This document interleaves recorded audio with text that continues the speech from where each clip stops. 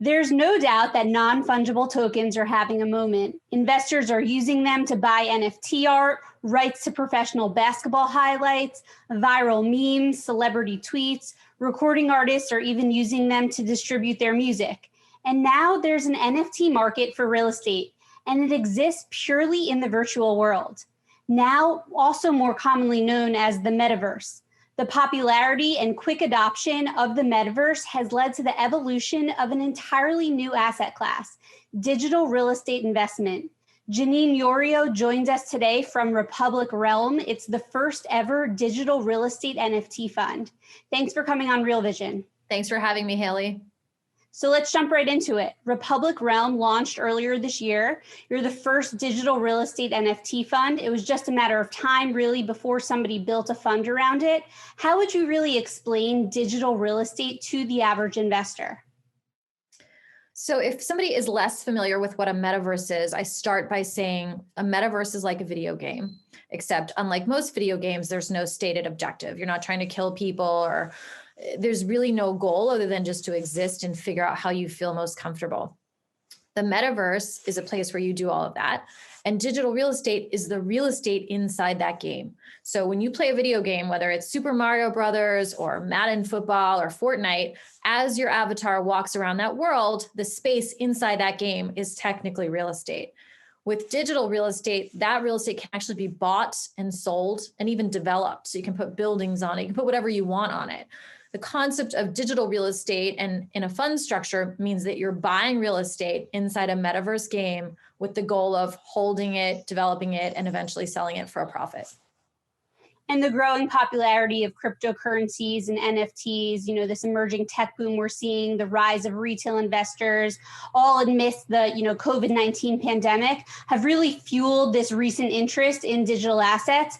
When did it click for you that digital real estate is a legitimate asset class? I know this was something you and your colleague had been talking about for nearly 3 years. Yeah. So Decentraland's been around for a while, and it was the first crypto-based metaverse, but metaverses generally have existed for quite some time. So the Sims and SimCity franchise were really the first, and then Second Life, which had a big run in the early 2000s, were metaverses, but they were not crypto-based. So then Decentraland came along and used blockchain technology and combined it with this metaverse concept and started gaining some steam. Then all of a sudden a pandemic hit and people were forced inside their homes. Socialization became something you did on Zoom.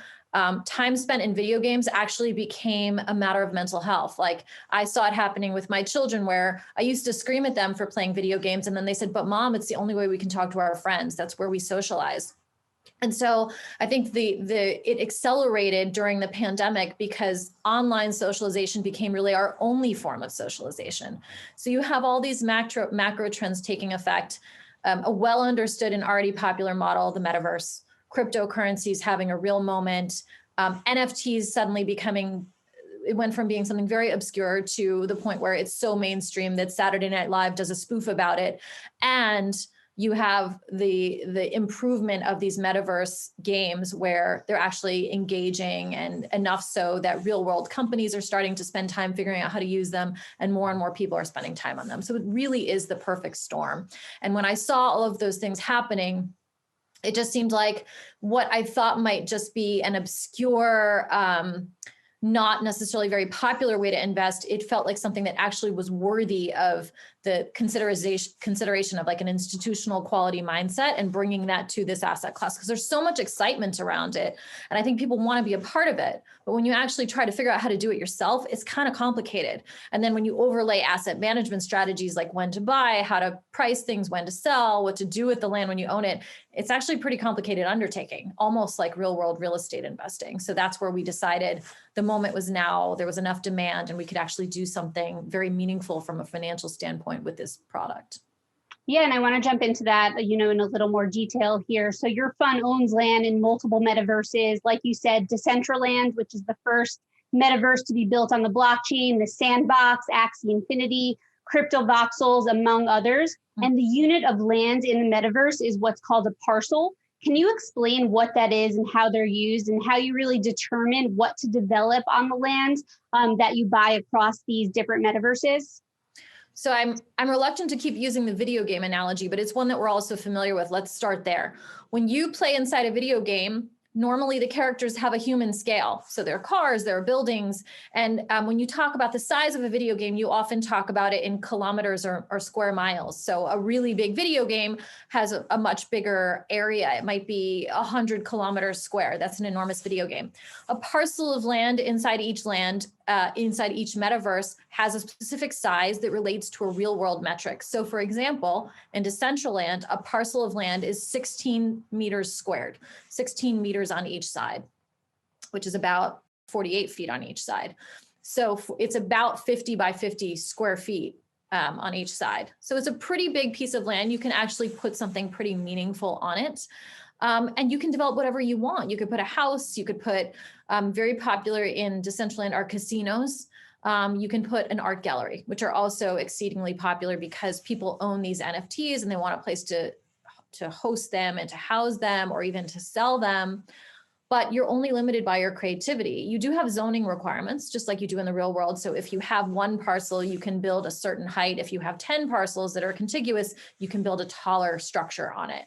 But people are doing really interesting things. And if you have time to visit the metaverse, whether it's Decentraland or any of the others, you'll start to see how in a universe where you bring human proportions, but you don't have any constraints of physics, right? Like buildings don't fall down. They don't have to actually be impervious to weather or earthquakes or any of these things. It's actually really exciting from an architectural standpoint too. People are doing really clever things, lots of curves and very narrow, tall buildings and things that probably would never exist in the real world because they'd probably fall over.